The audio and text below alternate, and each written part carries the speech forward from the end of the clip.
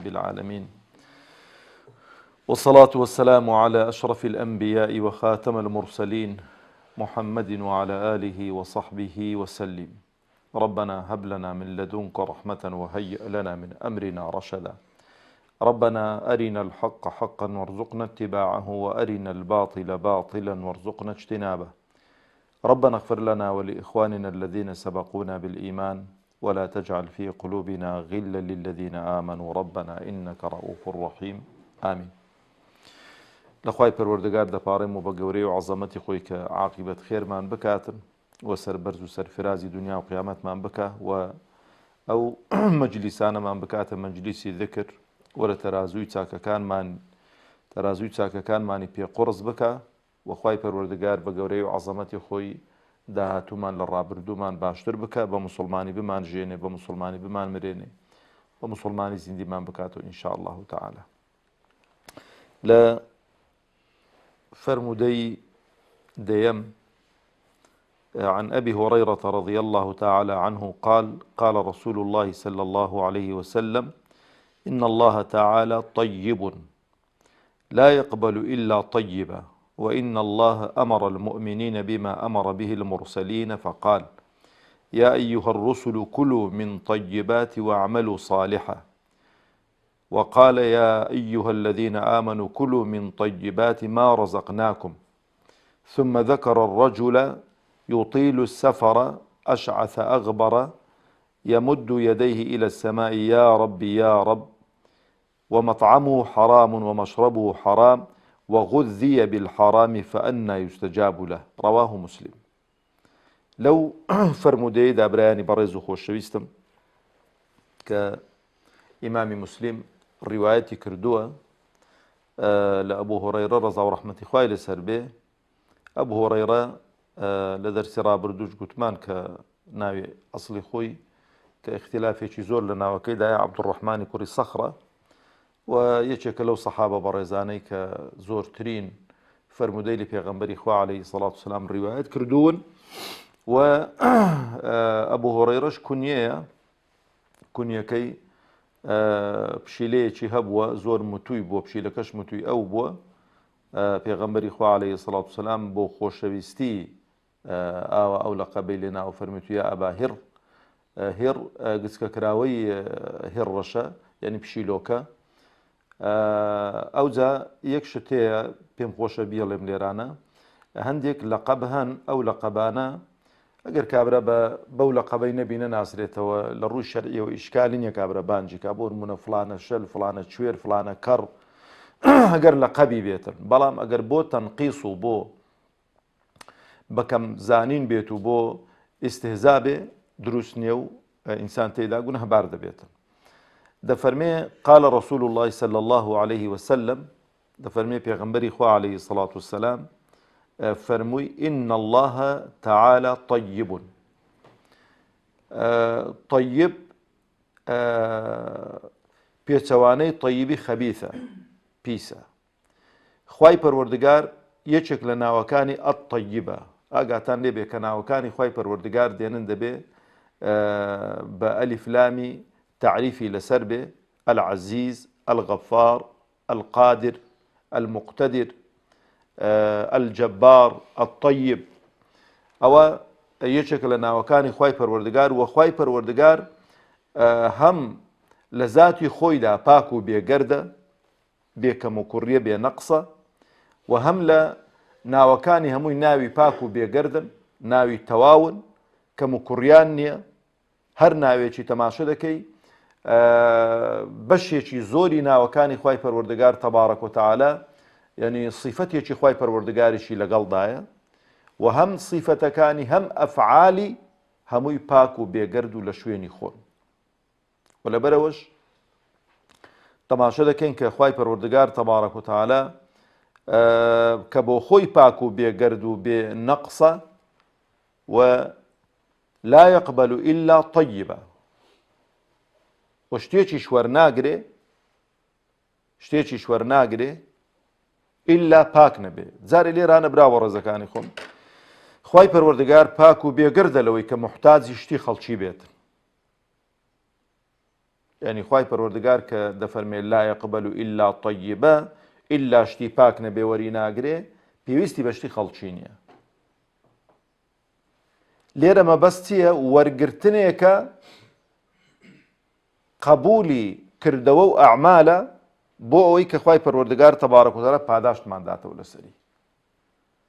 دەنا ئەو حەدیسە قودسیەی کە پێغەمبەری خوا عەلەیهی الصەلاة والسەلام کە دەفەرمێ یا عیبادی لەو ئەنە ئەوەلەکم و ئاخرەکم و ئینسەکم و جنەکم کانوا عەلە ئەتقا قەلبی ڕەجوڵ لێرە چ دەڵێ؟ دەفەرمێ ما زادە ذەلِکە فی مولکی شەیئا. هیچ شتێک لە دەسەڵاتی من زیاد ناکات. یعنی هەمومان لە سنفی مەلایکەتان بین، یەک کەس مسقالە زەڕەیەک خراپەیەکی نەکا، شەو و ڕۆژ لە سوژدە و لە ڕوکوع دابین، خوا هەر خوایە و دەسەڵاتەکەی هەر ئەوەندەیە، نە زیاد دەبێ نە کەم دەبێت. بەس دەفەرمێ ما زادە ذەلِکە فی مولکی شەیئا، لە دەسەڵات و لە مڵکی خوای گەورە زیاد ناکات. یعنی چی لێ دەخوێندرێتەوە ئەوە؟ یعنی چاچی و باشیمان بۆ خۆمانە، نەک کابرایەکی جێل و وێل و بێعەقڵ پەرژینێکی قایم بێ لە مەجلیس کابرا بێخوایی بکات و خراپە و خراپەکاری بۆ بزانی کە دەسەڵاتی خوا کەم دەبێتەوە، یانۆ بزانی کە ئەو خوایە تەبارەک و تەعالا کۆتایی بە دەسەڵاتی دێتن، یانۆ بزانی کە ئەو دینەی کە خوا ناردوویەتی لە بەین دەچێتن. زۆر جار ئینسان سەر و دڵمان تێک دەچن بە خراپە و خراپەکاری. ئەگە سەر و دڵیشمان تێک نەچن نیشانەی ئیمان نییە. ئاگاتان لێبیتن. ئەو کەسێک کە سەر و دڵی تێک نەچن، ئەو کەسێک کە بێتاقەت نەبێ کاتێک کە خەڵکێک کوفر دەکات، خەڵکێک شتی بێڕە و شتی بڵاو دەکاتەوە، ئەوە بەڕاستی با دەست لە خۆی بشواتن. بەڵام لە سەرێکی دیکەدا ئینسان دەبێ ئەمەلمان زۆر بێ کە خوای گەورە خاوەنی ئەو دینەیە، خاوەنی ئەو پەیامەیە. لەبەرەوە دەفەرمێ یوریدونە بۆ چییە؟ بۆ ئیستیمرارە. ئەوە نەبێت لە قۆناغ و مەرحەلەیەکی هەوڵێک درابێت و فەشەلی هێنابێت و کۆتایی پێهات بێ. یوریدونە لیوطفئوا نور الله بأفواههم. بەتەمای لێگەڕایە بڵێ والمؤمنون ينصرون دينهم يعني والمؤمنون يحفظون دينهم يعني والمؤمنون يتمون نور الله. نا والله متم نوره.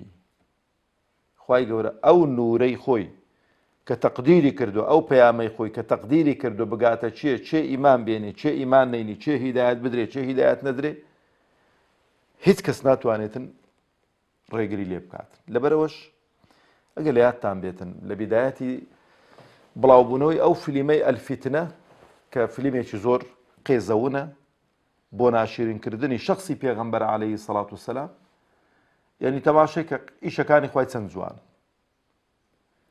ئەو کابرایی کە مخریجی ئەو فیلمەیە قەناعەتم وایە کە بعد دەستی هەر کەسێکی پەڕەپوچکەی پێوە نەدێشت. هەندە ینی خەڵک ڕقی لێتی. خوای گەورە بە قوربانی بم هیدایەتیدا. موسڵمان بوو. پاش چی؟ کابرا بەخۆی دەڵێ من ئاشنا نەبووم بە دین، ئاشنا نەبووم بە ئیسلام، بەڵام واستە بەوەی وام لێ هات کە بخوێنمەوە.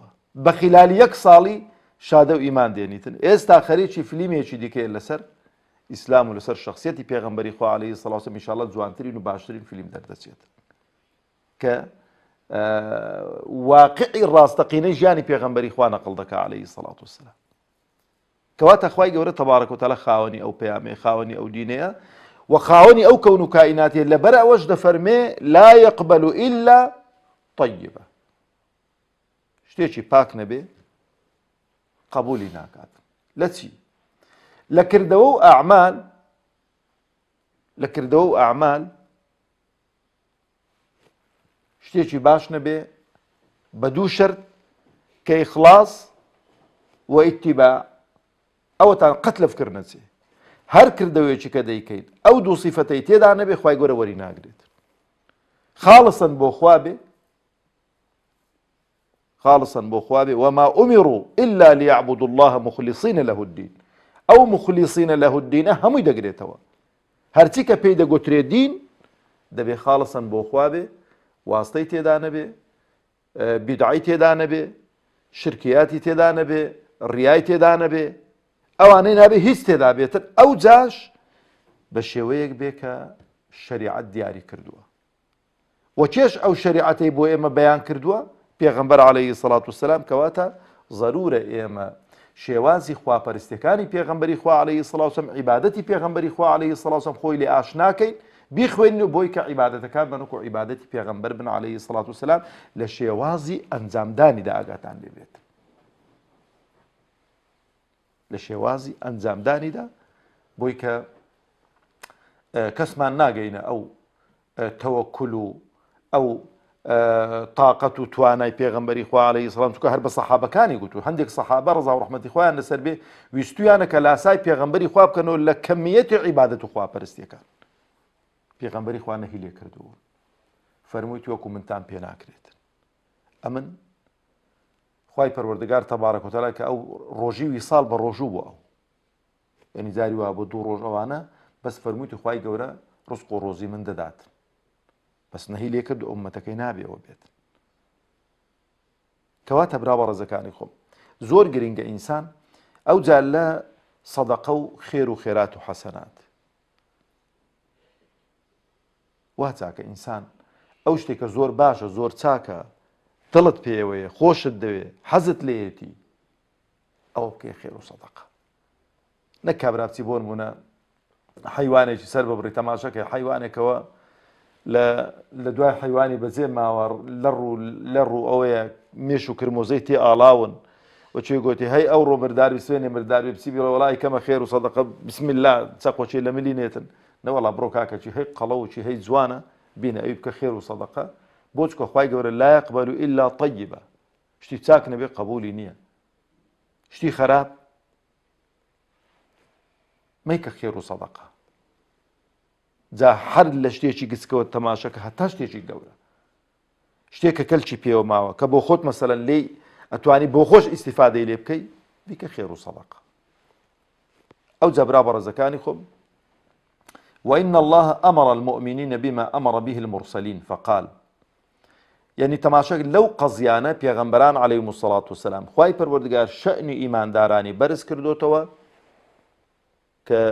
أو أمر فرماناني كبا پیغمبراني كردو با إيمان داراني شي كردو بوچك أو قضية چي تعبدية و قضية كا خواهي پروردگار تبارك وتعالى ورگرتني عبادتو خواه پرستی هی پیغمبران علیهم السلام چۆن وەردەگرێ هی ئیماندارانیش ئاوا وەردەگرێ، چۆن خوای پەروەردگار تەبارەک و تەعالا ڕازی نییە کە ئیماندار شرک بکەن، ڕازی نییە کە پێغەمبەرانیش پەرژینێکی قایم بێ شرک بکەن کە ناشیکەن. ئەها بە پێغەمبەری خۆمان دەفەرمێن لەئین ئەشڕەکتە لەیەحبەطەنە عەمەلوک، ئەوە بۆچی ئەو قسەیە؟ یعنی ئەگە خوای پەروەردگار بە پێغەمبەری خوا بفەرمێ ئەمە چین؟ زۆر گرینگە، یعنی وەرە تەماشەکە وەلیلله المەثل الأعلى، نمونەی هەرە بەرز بۆ خوای پەروەردگار ئەگەر لە کابینەی حکومەتێکی هەر حکومەتێکی ئەو دنیاە، ڕئیسی ئەو کابینەی ڕئیسی ئەو دەوڵەتە، ئەگەر بەسەر وەزیرەکان داپاز نەدا، وەزیرەکان لەسەر گچکەترین هەڵە محاسەبە بکاتن، ها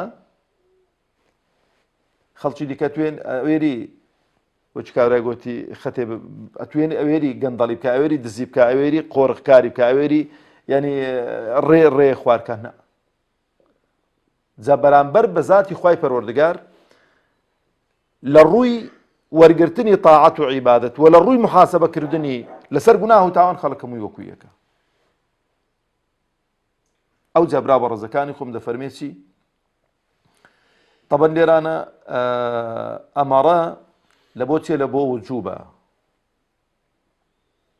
لە بۆ نییە بڵێ وەڵا جا کابرا ئازادە، واجبە ئەو کەسەی کە دێتە ناو دایرەی ئیمان کە ئەو تەوجیهانە جێبەجێ بکاتن کە دەفەرمێ یا ئەیوهە الرسول، ئەی پێغەمبەرانی خوا یان ئەی نێردراوانی خوا، کولوا من طیباتی ئەو شتانەی کە طیبن لە خواردن و خواردنەوە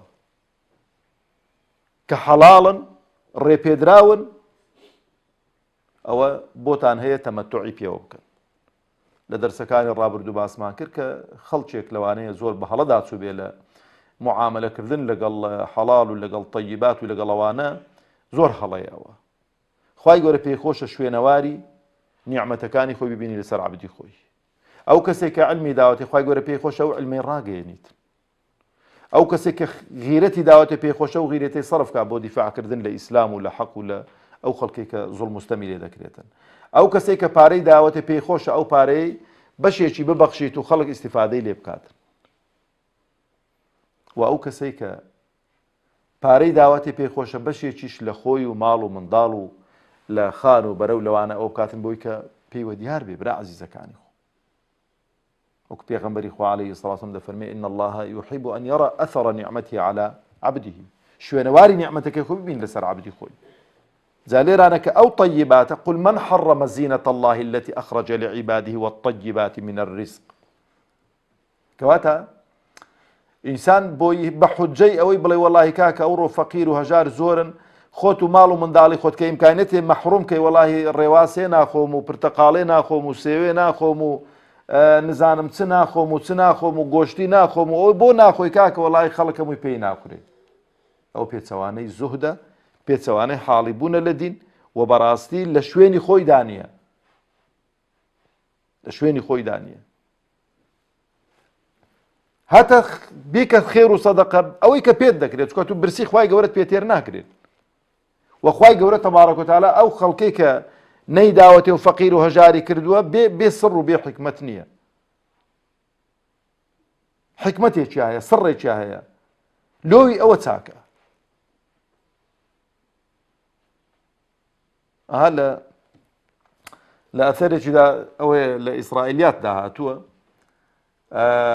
دەڵێ ڕۆژێک پێغەمبەرێکی خوا عەلەیهی السەڵاتو وەسەلام دەڕوا بەلای ڕووبارێکی بەلای شاتیەکیدا دەڕوا تەماشا کۆمەڵە منداڵێک لەوێن دەرێ بۆ خۆی یاری دەکەن.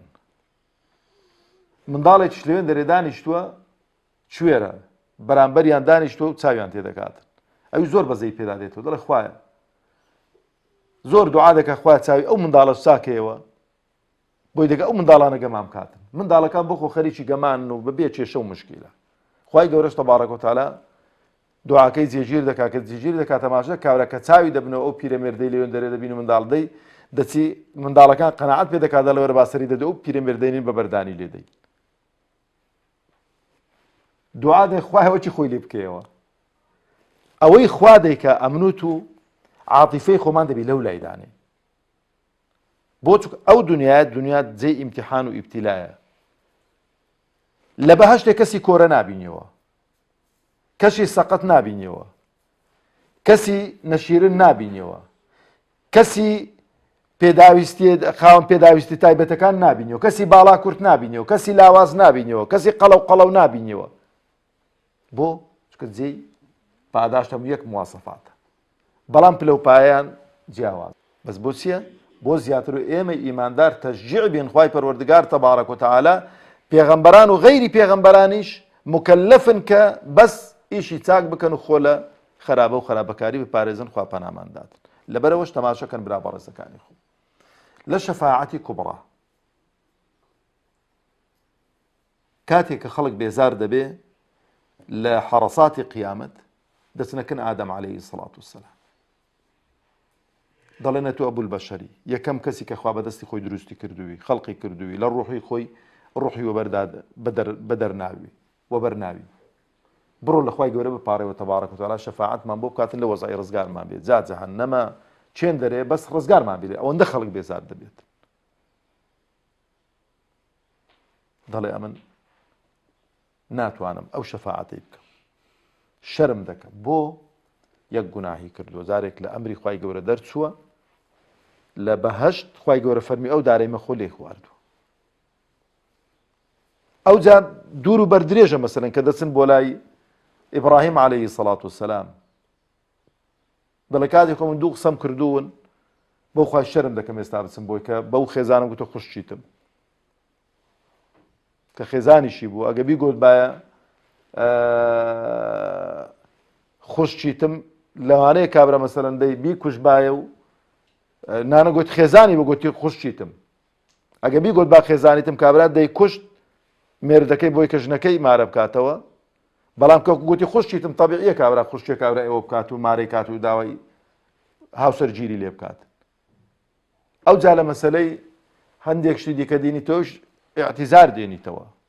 موسا عەلەیهی سەڵات وسەلام کە بە قەتلی خەتەئیش چونکە تو ظاهیرەن کابرا بە شەقێ نامری بە ئەوچی نامریت، بەڵام دەڵێ من ئەو هەڵەیەم کردووە ئەو ئاخیر متفق دەبن لەسەر محەممەد المستەفای عەلەیهی سەڵات وسەلام کە خوای گەورە پاراستویەتی. حتا لە سیرەی ژیانی پێغەمبەری خوا تەماشەکەن عەلەیهی سەڵام ڕۆژێک لێی دەپرسن دەڵێن ئەی پێغەمبەری خوا تۆ لە گەنجایەتی ئەو شتێک گەنج و ئەوانەی مەکە دەیان کرد تۆش دەتکرد؟ تۆ لای جارێک لە لای حەیوانی بووین شایی بوو گواستنەوە بوو لە مەکە ئەمیش پێم خۆش وەکو گەنجانەی ئەوێن دەرێ بچم تەماشەکەم و گەنجە کاکە دەڵێ هاتم شوانەکەم گوتم ئاگات لە حەیوانی میش دەچمێن دەرێ گوتی هەڕوو گوتی هاتم لە ڕێگا دارێکی لێبوو لە بن دارێکی گوتی خەوم بەسەر چاوەندا هات. دی وەختایەکی وە خەبەر هاتم نەشایی مابوو نەبووک مابوو ڕۆژ بەرەو ئاوابوون بوو تی هەستامەوە گەڕام و چوومەکەن حەیوانی. یعنی خوای گەورە پاراستویەتی محەممەد المستەفا عەلەیهی سەڵات وسەلام لەو شتەی کە یعنی خەڵکی عادی و طەبیعی دەیکاتن لەو شتانەی کە پێچەوانەی مروءەت و ئەوانە شنیانەوەتە خلافی ئەولان کە بشکرێ. ئەو جەبرا بەڕێزەکانی خۆم بە هەمان شێوە ئەمر بە ئیماندارانیش دەکا یا ئەیها الذین ئامنوا کلوا من طیبات ما رزقناکم ئەوەی کەمە ڕزق و ڕۆزیمان پێداون تەمەتوعی پێ بکەن بیخۆن. برا بەڕێزەکانی خۆم یەک شت زۆر گرنگە بیزانین کە ئێستا دەینە سەرێ لە ئاخیری ڕزقی حەڵاڵ ئەگەر بمانەوێ دوعامان جێگیر بن لە لای خوای پەروەردگار تەبارەک و تەعالە با لە ڕزقی حەڵاڵی خۆمان بخەوتین. ئەو داهاتەی کە دەستمان دەکەوێت حەڵاڵ بێ دوعاکانیشمان جێگیر دەبن. هەر دوعایەکی لە خوای گەورە بکەیت تەبارەک و تەعالە دوعاکە شوێنی خۆ دەگرێتن، بەڵام بە شەرتێکی یەکەم پاش ئیمان و ئەوانە ئەو جا مەسەلەی ڕزقەکەی حەڵاڵ بێ کە لێرانە زۆر بە ڕاشکاوی پێغەمبەری خوا عەلەیهی سەڵات وسەلام ئیشارەی پێ دەکا دەفەرمێ ثم ذكر الرجل يطيل السفر أشعث أغبر يمد يديه إلى السماء يا ربي يا ربي ومطعمه حرام ومشربه حرام وغذي بالحرام فأنى يستجاب له. لذلك دەڵێ کابرایەک مەسەرەن دەی لەو سەفەرێ دوور و بەر سەفەرێکی دوور و بەردرێژ دەکا تۆ زاویە سەر و جێلاکی هەموو تۆزن ماندووە بێتاقەتە زۆر محتاجی فەضائیلی خوایە زۆر محتاجی نیعمەتەکانی خوایە دوعا دەکا یا ربی یا ربی. طبعا باشترین دوعا بۆ ئەوەی کە ئینسان بەکاری بێنێتن ناو سفەتەکانی خوای پەروەردگار کەلیمەی ڕەبە. ئەگەر دیقەتیش بکەن لە قورئانی پیرۆزدا ئەو ئاەتانەی کە دوعان پاڕانەوەن زۆربەی زۆری هەمووی بە چ دەست پێ کردووە؟ ڕەب ڕەب ڕەبەنە.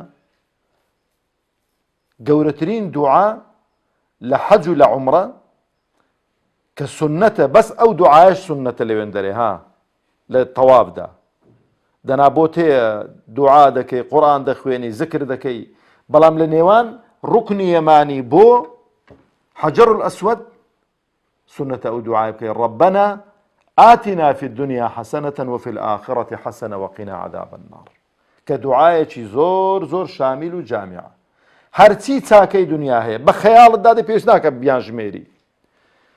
ئافرەتی ساڵحە حەسەنەیە یان نا؟ حەسەنەیە. ماڵ حەسەنەیە یان نا؟ حەسەنەیە. قالب ساقی حەسەنەیە یان نا؟ حەسەنەیە. جیرانی باش ماڵی چاک سیارەی فاخیر هەرچی کە تو بە عەقڵت دادێ علم هەمووی حەسەنەیە هەمووی کۆ کردوتەوە. وفي الآخرة حەسەنە ئەویش چییە؟ چوونە بەهەشتە و